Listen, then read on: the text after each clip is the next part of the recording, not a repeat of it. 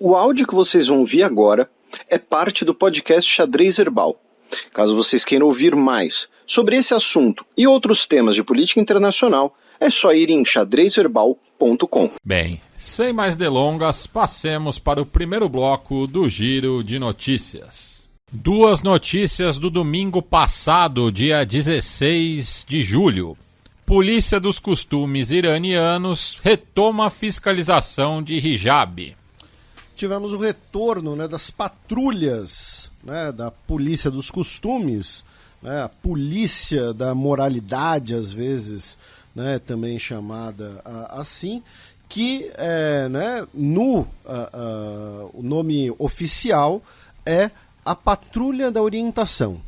Eles buscam orientar as pessoas e, eventualmente, prendem alguém de maneira irregular, e aí espancam essa moça até a morte, Então, assim, é orientação isso, tá, gente? Obviamente estou sendo irônico, E eu fiz, uma referência, à morte, a morte completamente absurda, injusta da Mahsa Amini.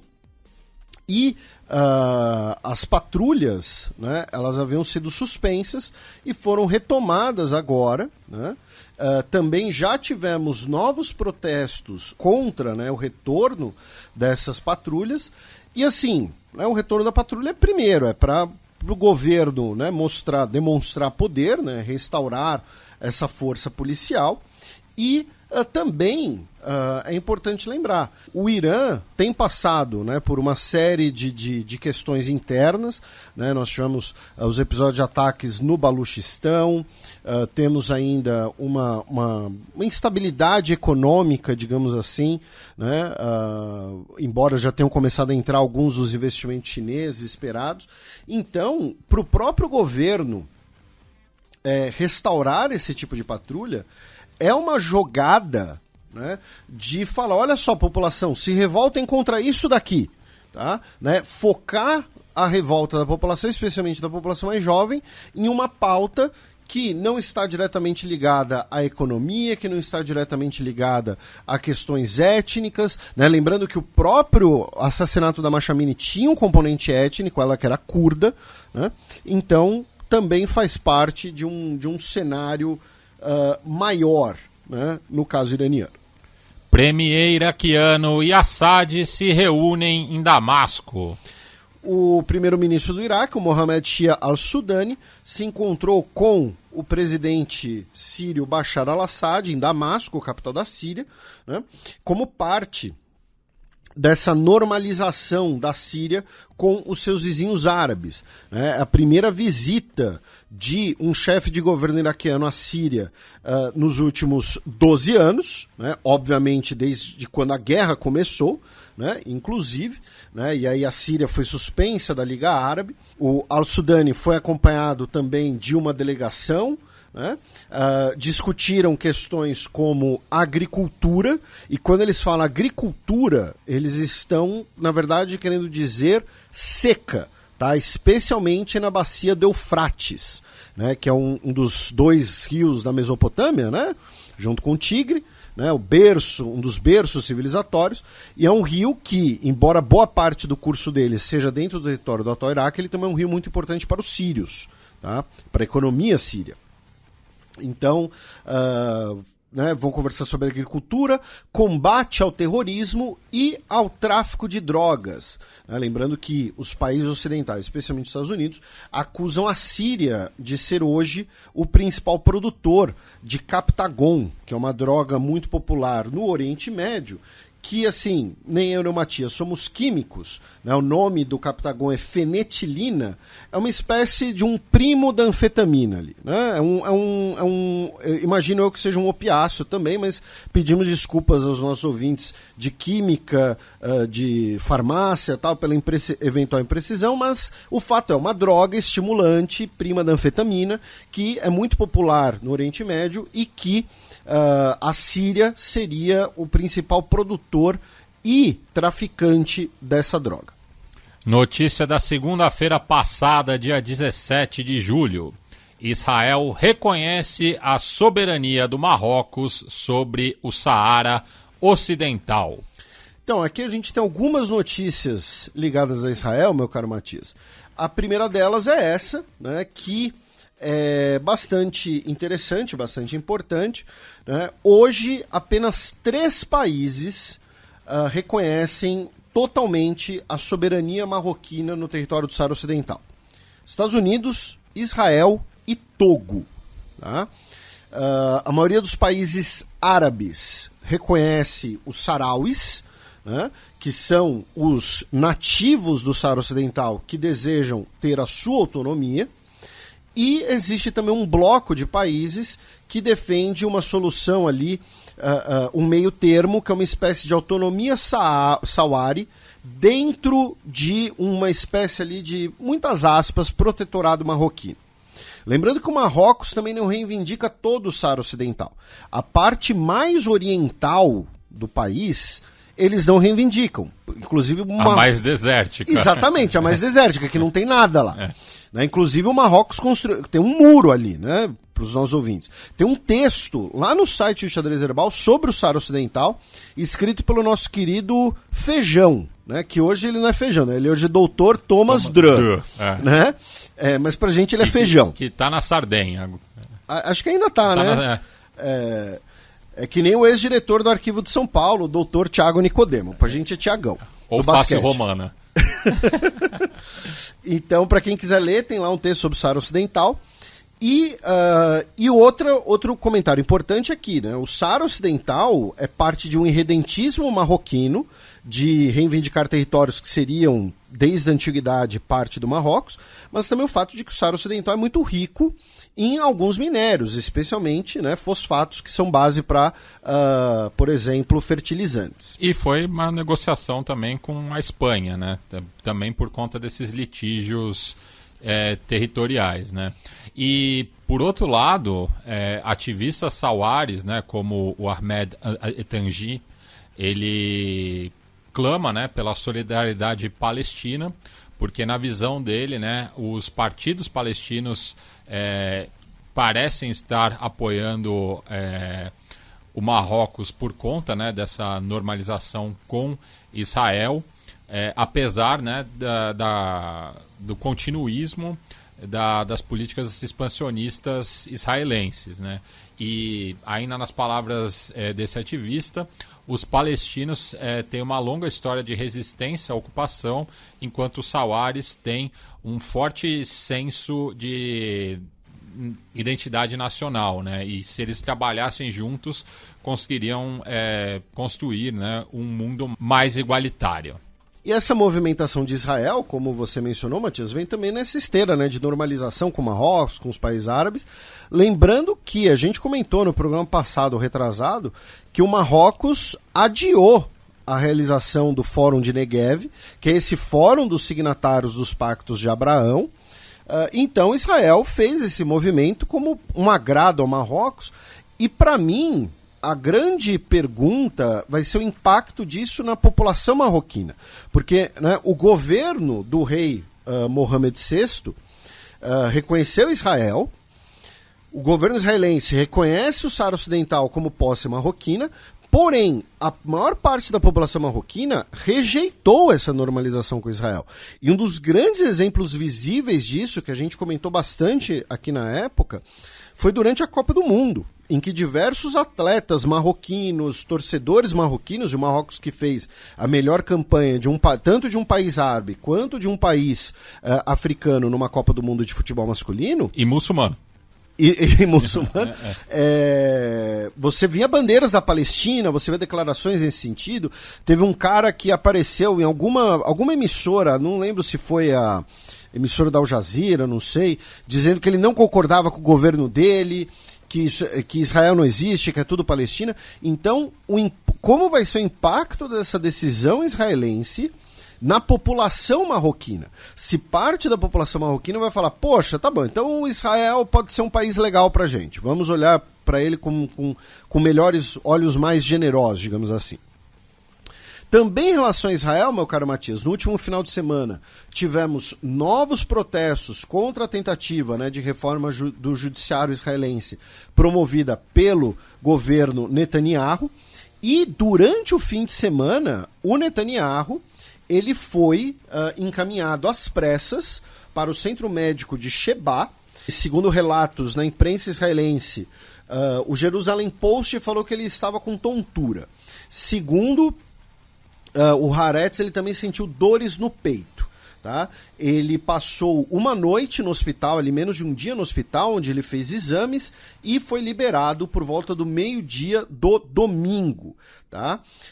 Quem se pronunciou sobre o estado médico do premier israelense foi o médico Amit Segev, que é o chefe da cardiologia do hospital. Então veio toda uma especulação se ele teria sofrido ali uma espécie de, talvez um princípio de infarto, algo do tipo, né? Então teve esse episódio também no final de semana.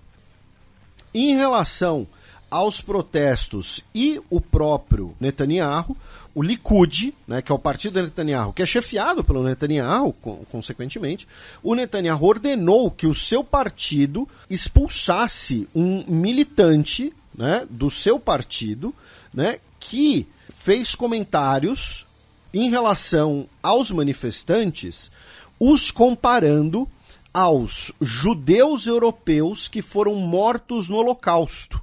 Tá? Nesse caso, é um ativista chamado Itzik Zarka, e que ele é um descendente de judeus sefarditas. Né? Então foi um comentário assim, que só para situar os ouvintes, são os judeus do norte da África. Exatamente, muitos deles vindo do Marrocos. Do Marrocos, justamente. Né? Então, assim, ele fez comentários comparando os judeus askenazes, né? Comparando não, né? Mas assim, criticando os judeus askenazes, dizendo, não é à toa que vocês foram vítimas do Holocausto. Tá? Então, assim, o negócio é absurdo. Né? Os askenazes, por sua vez, são do leste europeu. Exatamente, que vieram da Polônia, do antigo Império Russo e tal. E que normalmente você tem também é possível essa diferença por feições étnicas e cor de pele, né? Enfim, então um comentário ali absurdo, ele foi expulso do Likud. E, enquanto isso, o presidente de Israel, né, lembrando que Israel é um sistema parlamentarista, né, o presidente de Israel está nos Estados Unidos, o Isaac Herzog.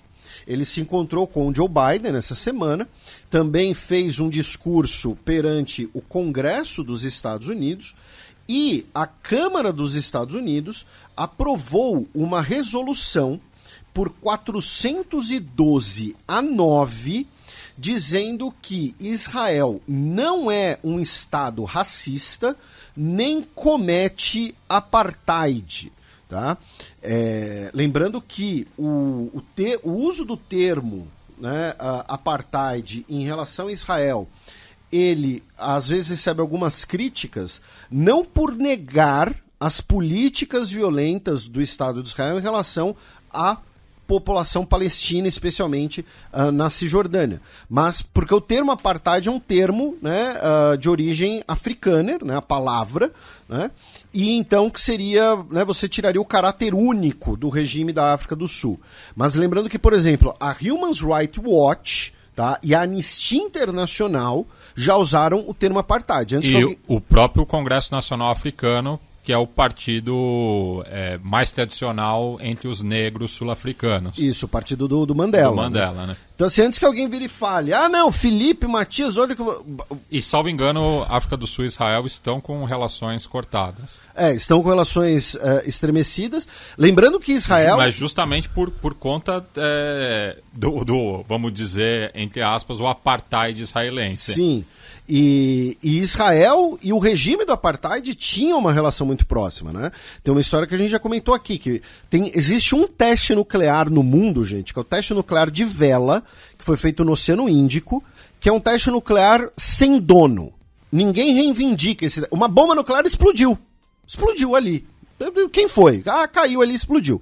Muito provavelmente foi um teste nuclear conjunto entre a África do Sul e Israel. A África do Sul do apartheid tinha armas nucleares e a África do Sul abriu mão do seu arsenal nuclear ao fim do apartheid. Porque eles são muito legais a favor da paz e contra a proliferação?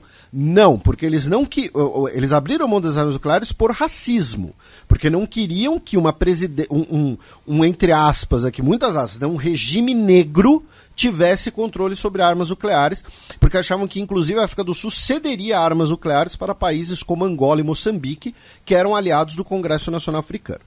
Mas enfim, então nós temos diversas organizações que usam esse termo, e aí a Câmara dos Deputados dos Estados Unidos promoveu essa declaração, essa resolução, negando que Israel seja racista ou seja um Estado que cometa apartheid.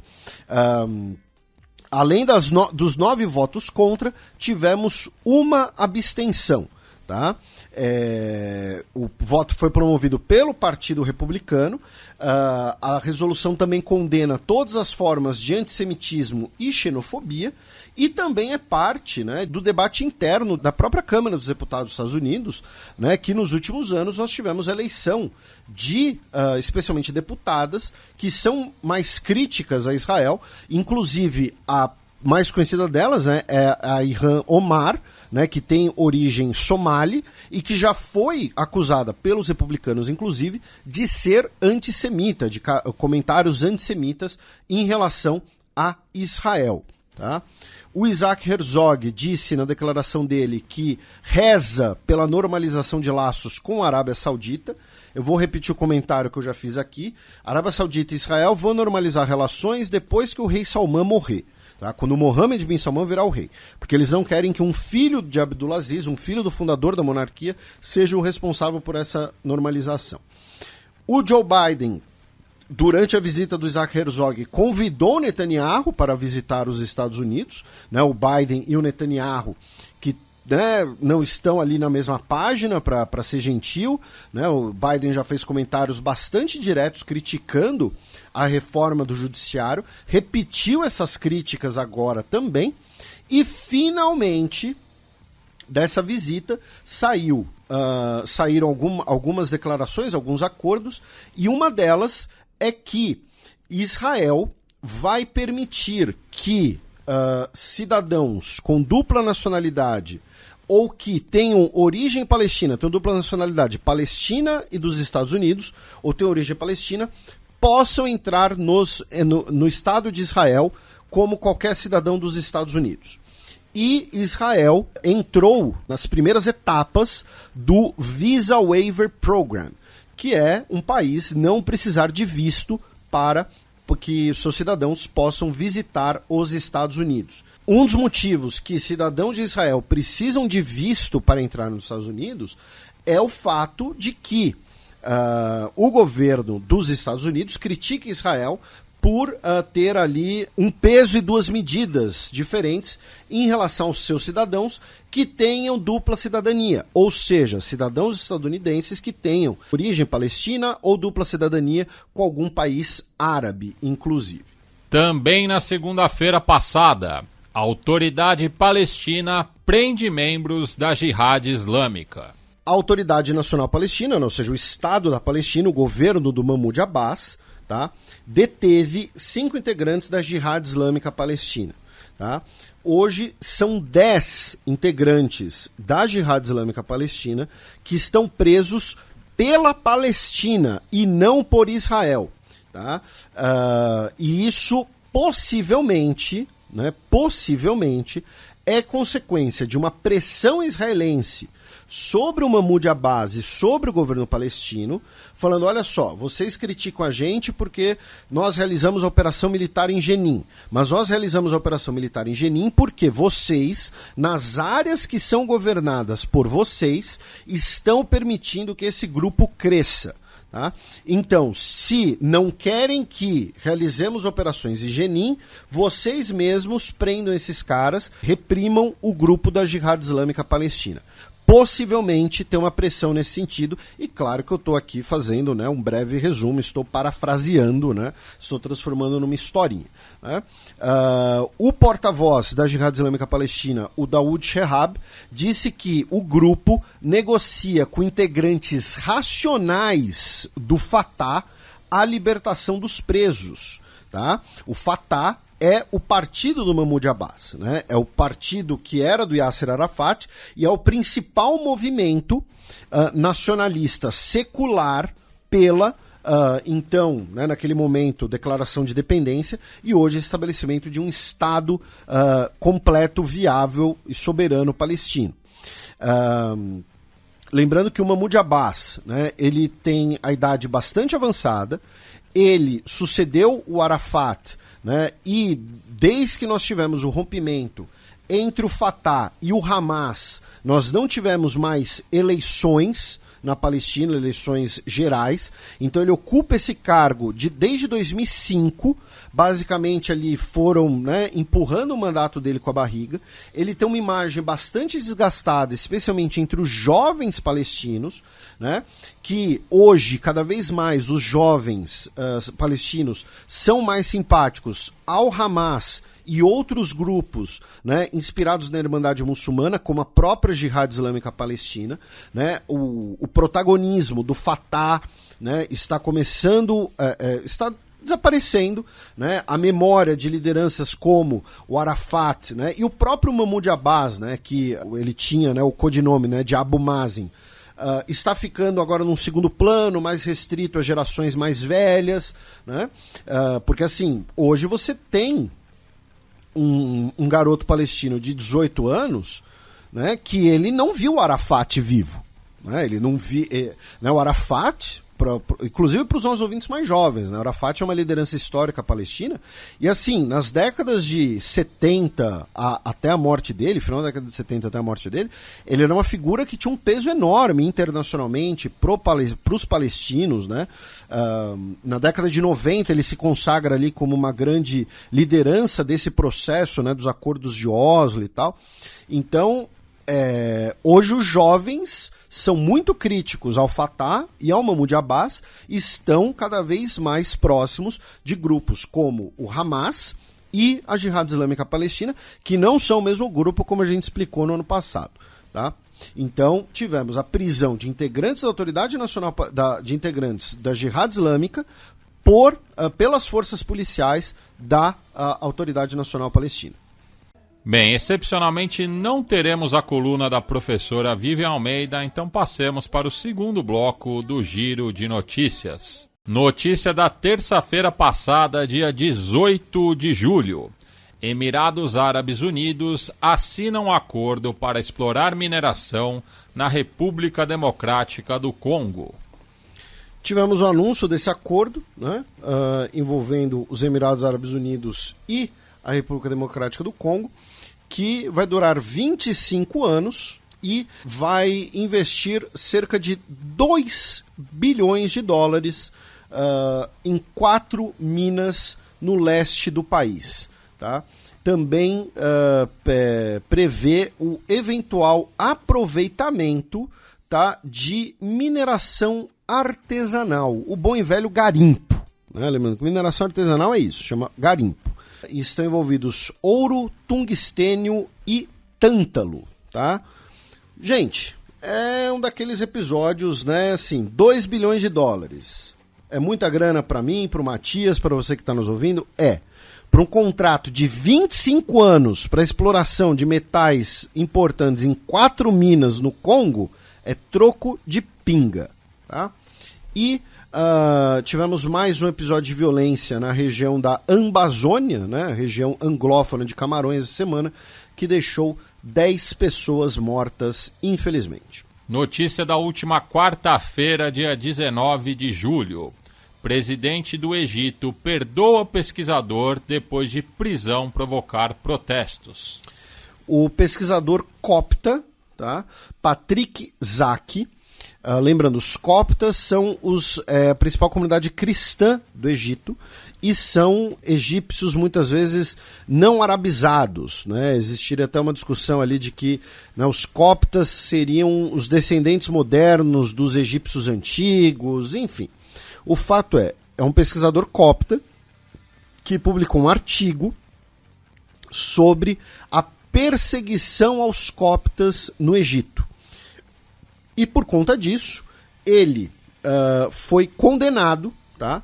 Ele passou praticamente 2 anos na prisão sem ser julgado, tá? Ele estudava na Universidade de Bolonha, na Itália, e aí ele foi condenado a 3 anos de prisão por supostamente, né, difamação do Estado egípcio.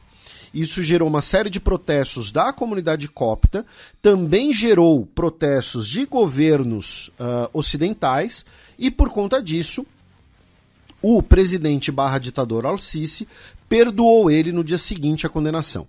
É importante lembrar também que para os militares egípcios, para a junta militar egípcia, seja com Al-Sisi agora, seja com Mubarak antes, os coptas são muito importantes também pelo contraste, né? O Al-Sisi vira e mexe posa com o patriarca, né? Visitou a igreja copta depois daquele atentado terrorista de grandes proporções alguns anos atrás, né? Que deixou centenas de mortos, mais de uma centena de mortos. Por quê? Porque eles falam, olha só, se o governo for a Irmandade Muçulmana, isso não vai acontecer. A Irmandade Muçulmana que realmente vai perseguir, vai fechar as igrejas e tal. Então, olha só, os militares são importantes para isso também, né? Então, também tem esse elemento, né, nesse perdão. Notícia de ontem, quinta-feira, dia 20 de julho. Vídeo de violência sexual obriga Modi a abordar conflito étnico na Índia. Então, já tem aqui semanas que a gente falou pela primeira vez dos confrontos entre os Meiteis e os Kukis em Manipur, que fica no nordeste da Índia. E vamos lembrar, esse conflito não é apenas um conflito étnico, mas também tem um elemento religioso no fato de que os Kuki, tá, são, em maioria, cristãos, e eles começaram a resistir à violência de grupos extremistas hindus. E o que aconteceu? Foi divulgada um vídeo que viralizou nas redes sociais indianas, que mostra mulheres, né, Kukis, que são publicamente despidas e obrigadas a caminhar pela rua, né, cercadas de homens que fazem comentários agressivos, comentários violentos. A polícia está presente ali e não faz nada, tá? E o irmão de uma das mulheres foi morto, tá, quando tentou proteger a sua irmã.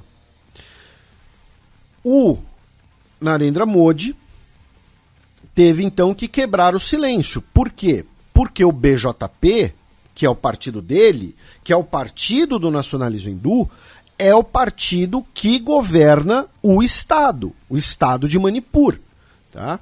É o partido que indiretamente apoia esses grupos radicais, esses grupos extremistas hindus, tá? Então, esse vídeo acabou chocando o país, gerou uma repercussão extremamente negativa.